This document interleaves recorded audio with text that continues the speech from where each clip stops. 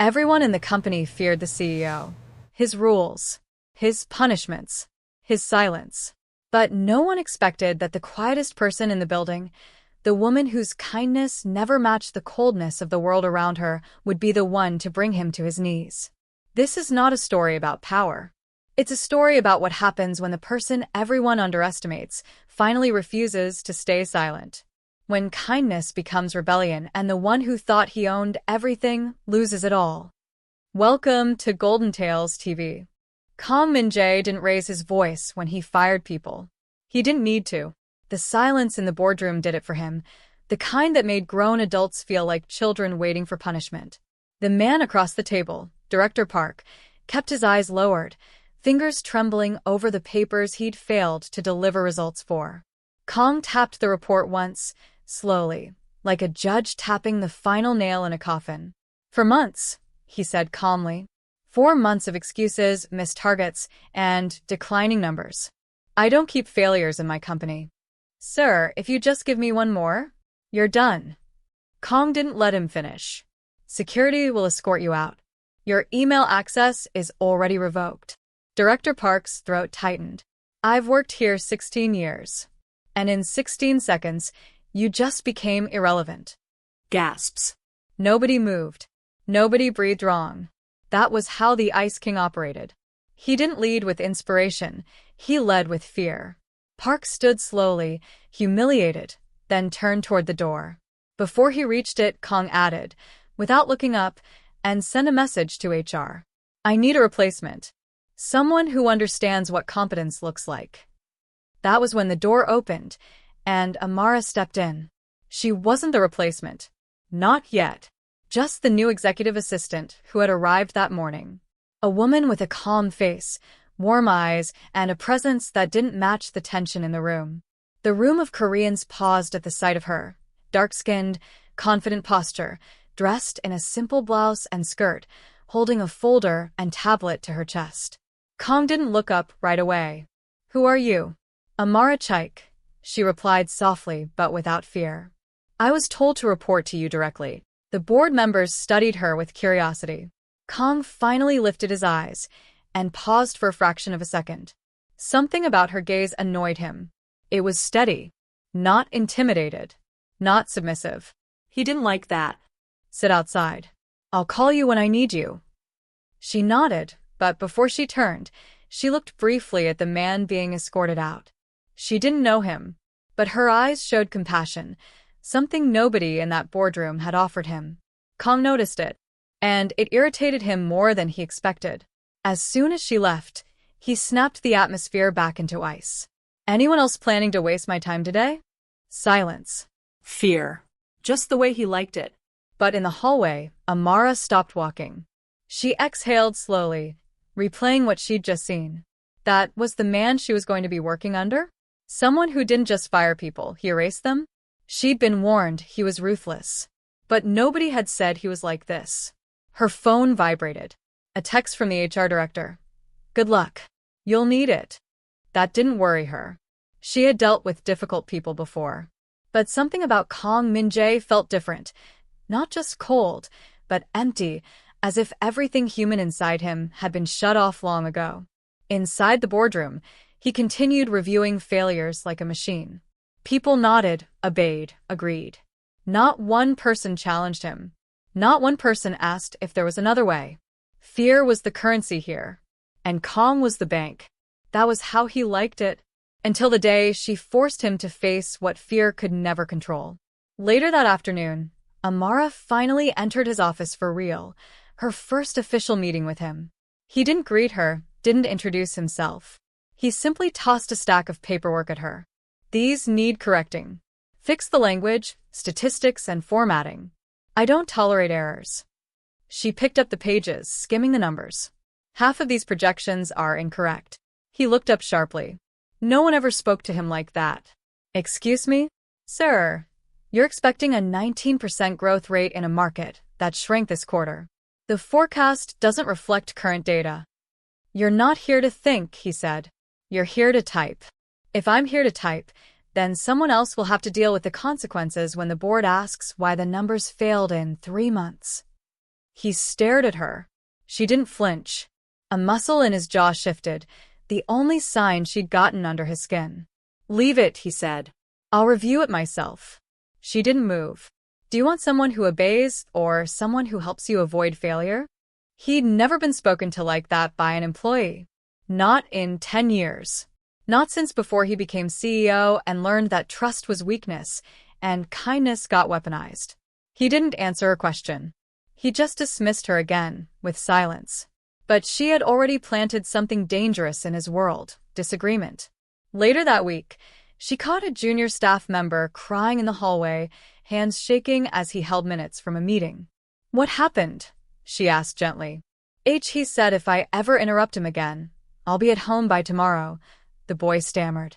"I was just trying to clarify a report." She didn't have to ask who he was. She found Kong in the executive conference room, preparing for a media briefing. She approached with calm steps. But her words were not calm. "Why are you threatening employees for asking questions?" He didn't turn. "If they need comfort, they should go home and hug their mothers. That boy you yelled at is working 12-hour days for you. He's loyal. He's trying. You don't even know his name." He looked at her. "And you think that matters to me?" "It should," she said, "because loyalty isn't built on fear. Fear only works until someone finds the courage to walk away." His eyes narrowed. "You're overstepping." "I'm doing my job," she replied. "I was hired to help you run this company. But nobody can help you if the only thing you respect is silence." That was the beginning. The first crack in his armor. The moment she stopped being just an assistant and became a threat. A threat not to his position, but to the way he saw the world. He dismissed her again, but this time, he didn't speak for several seconds. Because for the first time in a long time, he didn't know if he was right. Kong didn't show it, but her words stayed in his head long after she left the room. He opened his laptop, tried to return to his reports, but every line of text blurred behind the replay of her voice. Loyalty isn't built on fear. He hated that it bothered him. He hated more that it sounded true. For the next week, Amara kept doing her job, quietly, efficiently, without flinching every time Kong barked an order. Employees whispered about her in break rooms. Is she crazy? Nobody talks back to the CEO like that. She won't last a month. She'll walk out crying any day now. But she didn't cry. She listened. She helped. She noticed things nobody else cared about. She greeted the cleaning staff by name. She helped a fired employee pack their things. She encouraged a timid intern before a big presentation. She brought coffee to the exhausted project team working overnight. And the strangest thing wasn't that she did those things. It was that people started working harder after she did. Reports submitted cleaner. Emails written more respectfully. Meetings less tense. It was like she had dropped a small stone of kindness into a massive pool of fear, and the ripples were spreading. Which is exactly what Kong noticed. One morning, he entered the office earlier than usual and found employees already at their desks, focused, energized. They weren't pretending to work, they were actually working. He stopped his assistant. "Why are people here before 9?" The assistant hesitated, then said, "Amara started a voluntary morning briefing session, only for 10 minutes. She goes over goals, gives encouragement. People like it." Encouragement. Kong repeated the word like it was poison. "Yes, sir." His jaw tightened. Encouragement meant influence. Influence meant power. And power that didn't come from him was a threat. When Amara walked into his office minutes later, he didn't look up right away. "You seem to be getting comfortable," he said finally. "I'm getting effective," she answered. "You're confusing sentiment with strategy. And you're confusing fear with leadership." He stood, closing the laptop slowly. "I don't pay you to lecture me. And I don't need your permission to treat people like they matter." That was the moment the temperature in the room dropped. He stepped closer. "If you think you can change the way things work here, you're mistaken. People work for results, not feelings." "No," she said quietly. "People work when they feel seen, respected, safe. That's how loyalty is born." "You think you know loyalty?" he scoffed. "I've had people betray me the second I stopped being useful to them. That's not loyalty, she said. That's fear wearing a uniform. Something flickered in his eyes, something raw, unguarded, but he shut it down before she could name it. "Do your job," he said sharply, "or I'll find someone who will." She didn't move for a second, then nodded, left the room, and closed the door behind her.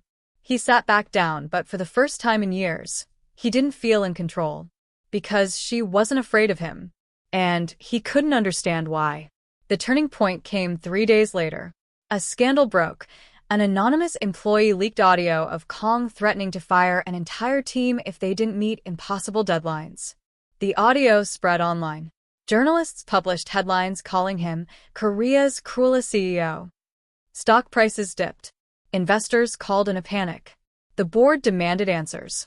Kong locked himself in the conference room, working on damage control. No matter how many statements he wrote, none of them felt right. He refused PR help. He refused HR input. He refused advice. Then Amara walked in, carrying a different kind of document. "Don't release a defense statement," she said. "Release an apology." He looked at her like she'd slapped him. "You want me to admit fault? Publicly?" Yes, she said. "Because people already believe the worst of you. The only way to change that is to show them something different." "And embarrass myself?" "Not embarrass," she said. "Humanize." He laughed once, humorless. "I don't need to be liked. I need control." "You're losing control," she said simply. "And you can't bully the internet into loyalty." He stared at her, silent. She placed the paper on the table. "If you tell the truth, people will respect you for it. But if you defend the lie, you'll only confirm what they fear you are." Then she left the room. He didn't call her back. He didn't tear up the apology. He just sat there staring at it. The words she wrote were not weak, not emotional, just honest. They said, "I made decisions that put results above people, and it cost me more than I realized." The next day, he shocked the entire company and the entire country by releasing it. The apology went viral. Instead of hate, comments shifted. At least he admitted it. This is the first time a CEO ever said something real. Maybe he's not as heartless as we thought. The board was stunned. Investors calmed. The company stabilized slowly. And every single person in the building knew one thing. That apology was not his idea. It was hers. Which made one man furious. Director Han, the board member who had always wanted Kong out, cornered him after the announcement. "You're losing your edge," Han said. "You were feared. Untouchable. Now you're listening to a girl who brings free coffee to interns. She's improving this company. She's making you weak." Kong didn't reply, but the accusation lingered. Weak. The word echoed the same way it did when he was 17, when his father told him that emotions destroy men and trust destroys kings. And that night, in the dark of his penthouse, staring out at the Seoul skyline, Kong Min-jae made a quiet decision. He would not let some outsider, some woman, dismantle the empire he built through control. If she wanted to play influence games, he would end them. He would take everything back, even if he had to crush her to do it. The next morning, the atmosphere in the office had shifted. People were working harder, yes, but with an undercurrent of tension, the kind that comes before a storm no one can see yet. Amara felt it the moment she walked in. The greetings were still warm, but quieter. Eyes darted. Whispers followed her down the hall. Something had changed. She found out why an hour later, when an email alert popped onto her screen. Effective immediately, all employee welfare, morale, and team-building programs are suspended until further notice. Signed, Kong Min-jae. Every initiative she had started, cancelled. Every progress made, reversed. Not with a conversation. Not with a warning. Just done. She stood, marched to his office, and knocked once before entering. "You're undoing everything," she said, voice firm. Kong didn't look away from his screen. "I'm restoring order." "You're punishing people for responding to kindness?" "I'm correcting the imbalance you cause." "You're not correcting anything," she said quietly. "You're scared." That made him freeze. He finally turned, eyes sharp. "You think I'm afraid of you?" "Not of me," she said. of losing the only kind of power you understand, control. His jaw clenched, but he stayed silent. You saw what happened after the apology, she continued. People didn't run from you. They respected you. They began to believe you could change. Why throw that away? Because it wasn't my voice, he snapped. The world doesn't respect a man who lets someone else speak for him. So this is about pride? This is about ownership. I built this company. I decide how it runs. And right now, it's running off a cliff. He stood suddenly, pushing the chair back. You don't get to tell me how to lead. Someone has to, she said, refusing to move. Because nobody else here will speak to you, and you've made sure of that. His eyes burned, and for the first time, there was no ice in them, just fire. You're overstepping, Amara. And you're self-destructing. Something in him snapped. He stepped forward, voice low and dangerous. You think you're saving people here, but you're not. You're making them soft. Weak. Dependent. I turned this company into a giant because I demanded strength, not excuses. She didn't back away. Strength is not the absence of compassion. Compassion doesn't win wars. It wins loyalty. And you don't have any left. Those words landed like a bullet. For a split second, his expression cracked.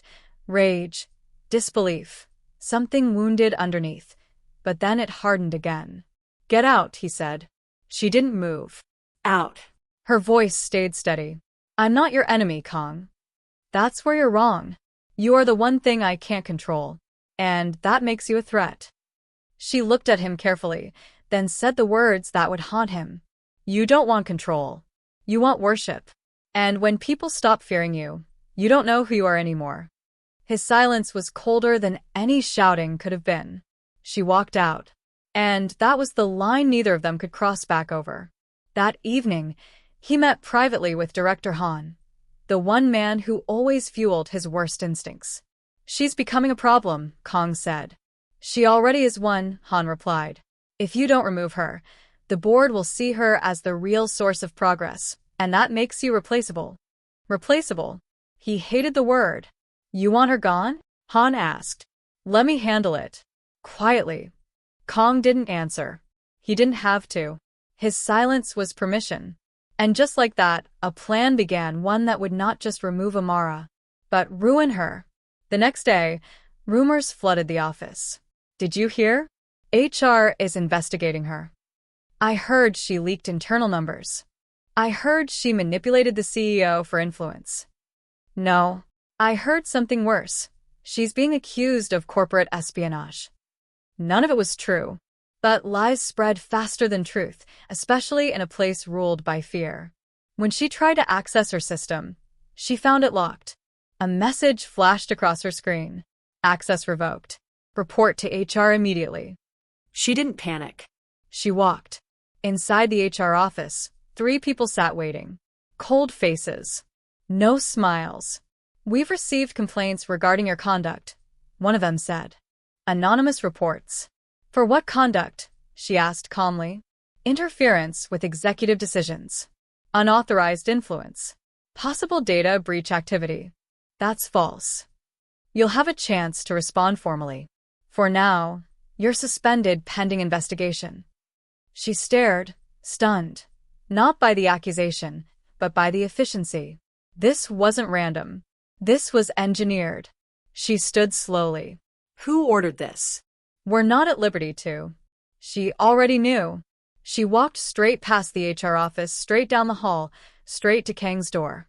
She didn't knock. You set me up. He didn't act surprised. Didn't pretend innocence. He just said, you stepped into a world that was never yours to change. You're destroying the only good thing happening in this company.